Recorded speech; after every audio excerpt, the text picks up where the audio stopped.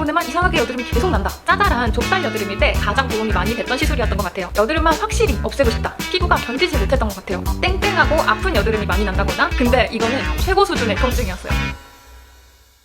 안녕하세요, 루시파크 루시예요. 오늘은 제가 그동안 피부과에서 받았던 여드름 시술에 관련된 얘기를 해보려고 하는데요. 진짜 피부과에서 쓴 돈 생각하면 거의 몇 천만 원을 여드름 치료에 썼을 정도로 정말 평생 동안 여드름을 없애고 싶었던 사람이에요. 피부과에서 권하는 여드름 시술들도 굉장히 많이 받았었거든요. 그 중에서 효과 있었던 것과 별로였던 것, 제 주관적인 느낌을 담아 얘기를 해보려고 합니다. 여드름이 생기는 원인은 대부분이 피지 분비가 많아서, 그리고 각질 턴오버가 잘 되지 않아서이기 때문에 대부분의 여드름 시술은 피지 분비를 완화해주는 거 아니면 벗겨내는 거, 이 두 가지로 크게 나눠지거든요. 그러면 제가 받았던 여드름 시술에 대해서 자세히 얘기를 해볼게요.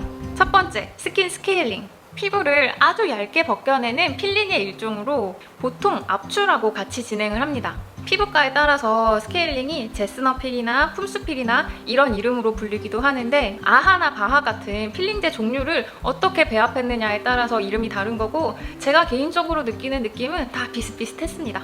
제가 여드름을 치료하면서 피부과에서 가장 많이 받아봤던 시술이고, 짜잘한 좁쌀 여드름일 때 가장 도움이 많이 됐던 시술이었던 것 같아요. 압출이랑 스케일링을 같이 진행을 하고 나서 보통 한 일주일 정도는 피부가 더 칙칙해 보이고 더 거칠거칠한 느낌이고 오히려 피부가 안 좋아진 느낌이 들지만, 근데 한 일주일 정도 지나고 나면 굉장히 매끈매끈한 느낌이 듭니다. 근데 이렇게 압출이랑 같이 관리를 들어갈 때는 압출해주는 관리사님의 스킬이 굉장히 중요하다고 생각을 해요. 저는 굉장히 잘 해주셨던 분도 있지만 어떤 분은 너무 무지막지하게 압출을 해가지고 아직도 이쪽에 페인 흉터가 몇 개 남았어요. 그래서 관리를 받아보고 나랑 잘 맞는 관리사님이 있었다면 그 성함을 기억해서 다음 관리 때도 관리사님을 지정해서 관리를 받으시거나, 성함을 잘 모른다 할 때는 차트에 그 기록이 대부분 남아있으니까 접수하실 때나 예약하실 때 저번에 받았던 그 관리사님께 받고 싶다라고 얘기하면 보통 그렇게 연결을 해주십니다.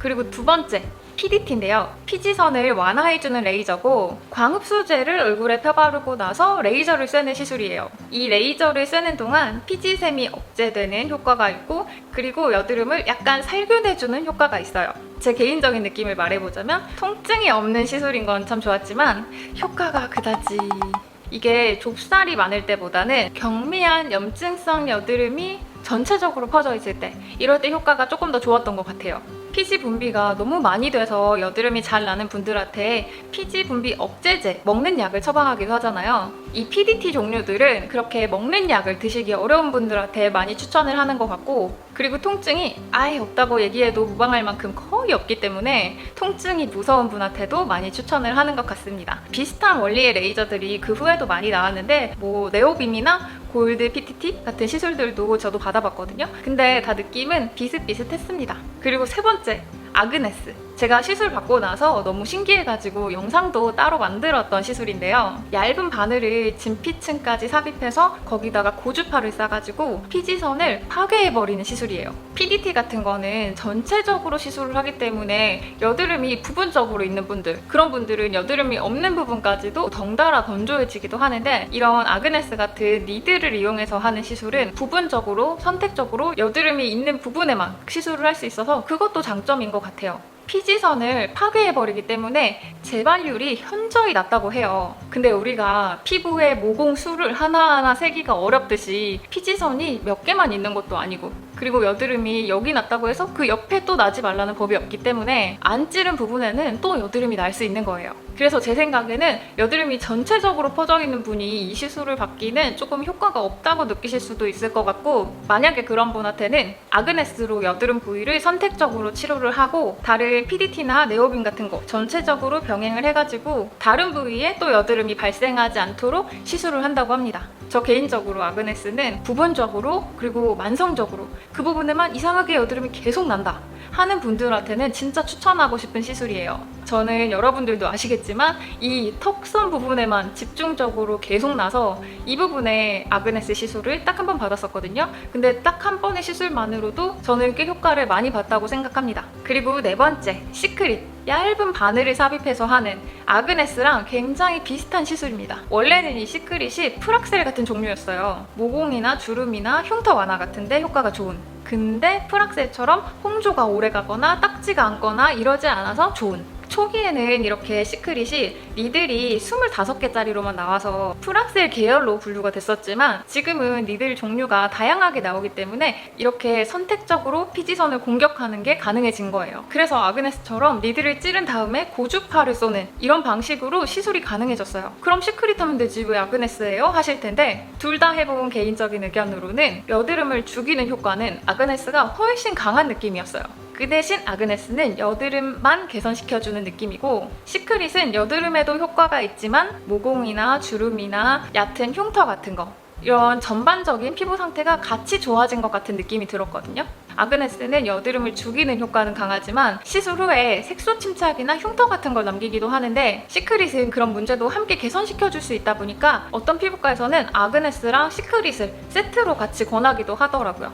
정리하자면 여드름만 확실히 없애고 싶다 하는 분들은 아그네스, 여드름과 모공, 색소 같은 전반적인 문제를 함께 해결하고 싶다 하는 분들은 시크릿으로 하시면 될 것 같습니다. 그리고 다섯 번째, 알라딘 필링인데요. 미세침을 피부에 박히게 해서 피부 재생을 유도하는, 피부를 벗겨내는 시술 중에 굉장히 센 거예요. 예전에는 이런 거를 박피 시술이라고 불렀거든요. 그리고 이것도 병원마다 이름이 다양한데 알라딘 필링, 해초 필링 다 비슷비슷한 겁니다. 미세침이 있는 가루를 액체에 개서 피부에 몇 분 동안 문지르는 방식인데 이거 굉장히 아픕니다. 얼굴에다가 유리 가루를 막 문대는 느낌이에요. 시술 후에 붉은기도 오래 가고요. 심하면 딱지도 않습니다. 그리고 며칠 지나서 이제 각질 탈락이 되기 시작할 때 이때가 문제인데요. 허물 벗듯이 굉장히 숭하게 벗겨집니다. 이게 벗겨지면서 이제 새살이 돋아 나오는데 그때는 이제 피부가 맨들맨들해지는 그런 시술입니다. 이걸 제가 몇 번 받아봤는데 좁쌀 여드름일 때는 꽤 효과가 좋았거든요. 근데 문제는 염증성 여드름이 퍼져 있을 때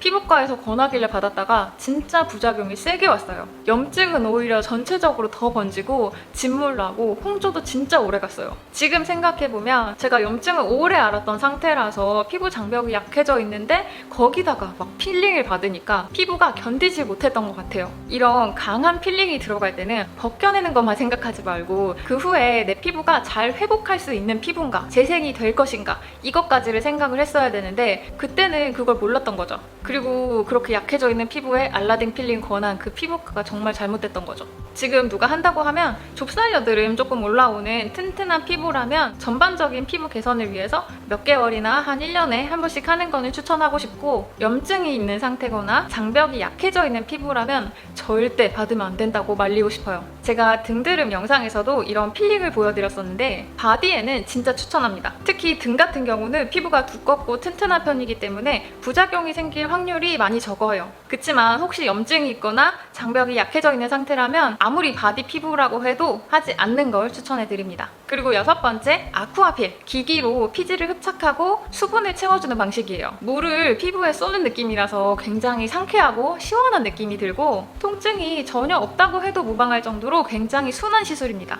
이게 모낭충을 잡아준다고 광고하길래 저도 몇 번 받아봤었는데 시원한 느낌, 이게 다인 것 같아요. 모공 속에 있는 피지를 빨아들이고 그 자리에 수분을 채워준다고 하더라도 어차피 모공 속에는 금방 피지가 차게 돼 있고 피지선을 억제한다거나 피부 재생을 유도한다거나 이런 시술이 아니라서 그냥 일시적인 느낌이 굉장히 강합니다. 한번 모공 청소하고 싶은 그런 찝찝한 느낌이 들 때 그럴 때는 한 번씩 하기 좋은 것 같아요. 그리고 마지막으로 리쥬란 힐러. 피부에 조직 재생 물질을 하나하나 주사를 놔서 피부 세포 재생을 유도하고 근원적으로 피부 환경을 개선시켜주는 시술이에요. 이걸 한 땀 한 땀 주사를 놔서 시술하는데 이 주사가 진피층까지 들어가거든요. 그래서 저는 피부과에서 하는 거 웬만하면 솔직히 하나도 안 아프다고 생각하거든요. 근데 이거는 최고 수준의 통증이었어요. 이거 하면 피부 탄력도 좋아지고 자국 같은 거 재생도 빨리 되고 건조한 느낌은 사라지면서 피지 분비를 줄여주는 효과가 있다 그래서 저도 받아봤어요. 그냥 전반적으로 피부가 좋아진다 하는 느낌은 있지만 당장 여드름을 없애고 싶은 사람한테 추천하고 싶은 시술은 아닙니다. 가끔 여드름이 여드름이 몇 개씩 올라오는 피부인데 그 여드름이 나는 원인이 속건조나 피부 장벽 약화로 인해서 생기는 것 같은 그런 분들한테는 추천하고 싶어요. 땡땡하고 아픈 여드름이 많이 난다거나 좁쌀 여드름이 우두두두 있다거나 이럴 때 여드름을 없애고 싶어서 이 시술을 받겠다는 사람은 말리고 싶어요. 자, 오늘 이렇게 제가 받아본 여드름 시술에 대한 얘기를 해봤어요. 사실 제가 받아본 시술은 이것보다 훨씬 많아요. 근데 오늘 영상에서 이것들을 하나하나 다 나열해서 말할 수 없으니까 좀 큰 덩어리 위주로 얘기를 해봤던 것 같아요. 제가 정말 피부과에서 몇 천만 원을 써가면서까지 여드름을 없애고 싶었던 사람이잖아요. 근데 결론적으로 아무리 피부과를 하더라도 한 번에 좋아지는 시술은 세상에 없습니다. 제가 생각할 때 여드름을 없애는 가장 좋은 방법은 첫 번째 말씀드렸던 압출하고 스케일링 있잖아요. 그거 간간히 받으면서 홈케어를 열심히 하는 거. 그게 가장 최고의 방법인 것 같고요. 그냥 피부에 무조건 순한 거 바른다고 여드름이 없어지는 경우는 거의 없기 때문에 되도록이면 피부과에서 압출 스케일링 같은 거 받을 때 내 여드름 상태에 맞는 연고도 하나 처방해달라고 하세요. 홈케어랑 그렇게 같이 관리를 하면 훨씬 빨리 좋아질 수 있을 거예요. 그리고 자금이 만약에 충분하다면 아그네스 같은 거는 받아볼 만한 시술인 것 같아요. 다만 만성적으로 한 부분에 집중해서 나는 여드름에 한해서. 그리고 필요하다면 의사 선생님이랑 상담해서 약도 드세요. 그치만 장기적으로 계속해서 먹는 거는 사실 추천하고 싶지 않아요. 단기간에 열심히 바짝 관리해서 먹는 약은 빨리 끊는 게 좋을 것 같습니다. 아무튼 저는 평생 여드름 고민이 정말 많았던 사람이고 이제서야 여드름을 다 극복했잖아요. 그래서 앞으로도 여러분한테 할 얘기가 진짜 많아요. 부지런히 제 꿀팁들 하나하나 전해드릴 수 있도록 노력하겠습니다. 그럼 오늘도 끝까지 봐주셔서 감사하고요. 우리 루시파크에서 다음 영상으로 또 만날게요. 안녕!